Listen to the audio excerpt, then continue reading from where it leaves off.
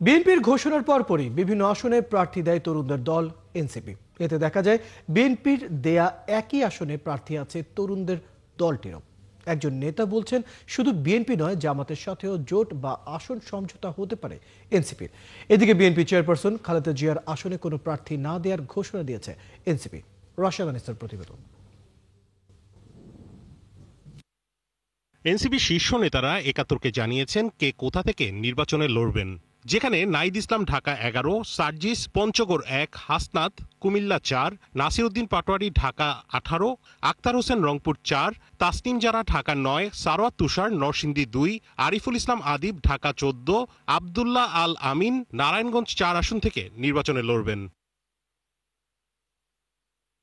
এছাড়া সাইফ মুস্তাফিজ সিরাজগঞ্জ ৬, আতিকুর রহমান কুড়িগ্রাম ২, জার্জিস কাদির নাটোর ৩, আশিকিন আলম ময়মনসিংহ ৯, জাতীয় যুবশক্তির সদস্য সচিব জাহিদুল ইসলাম ময়মনসিংহ ৪, ইঞ্জিনিয়ার ফরাদ সোহেল গাজীপুর ৬, জয়নাল আবেদিন শিশির কুমিল্লা ১০ আসন থেকে নির্বাচনে লড়বেন। ৪ গুণ শক্তিশালী এনজাইম ও অধিক ফেনা সমৃদ্ধ অরিক সিলভার ওয়াশ মাত্র ৭০ টাকায়।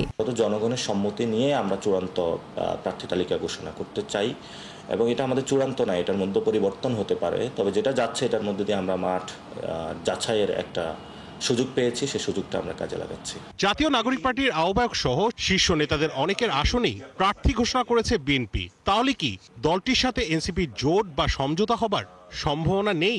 আমাদের বিএনপির সাথেও কথাবার্তা চলছে, জামাতের সাথেও কথাবার্তা চলছে এবং আমরা সেখানে স্ট্রিক্টলি বলেছি যে সংস্কার প্রক্রিয়ায় আমরা যদি ঐক্যমত পোষণ হয় সেখানে আমরা ভেবে দেখতে পারি। এখন পর্যন্ত কোনো সমঝোতা হয়নি এবং সবার মধ্যে আলাপ আলোচনা চলমান রয়েছে এবং আমরা বরাবরই বলেছি যে আমরা এই যে গণ অভ্যুত্থানের পরে বিশাল একটা জনশক্তি মাঠে এসেছে অথবা যারা গণ অভ্যুত্থানটা করেছে তাদেরকে আমরা একটা গণতান্ত্রিক প্রক্রিয়া নিয়ে যেতে চাই।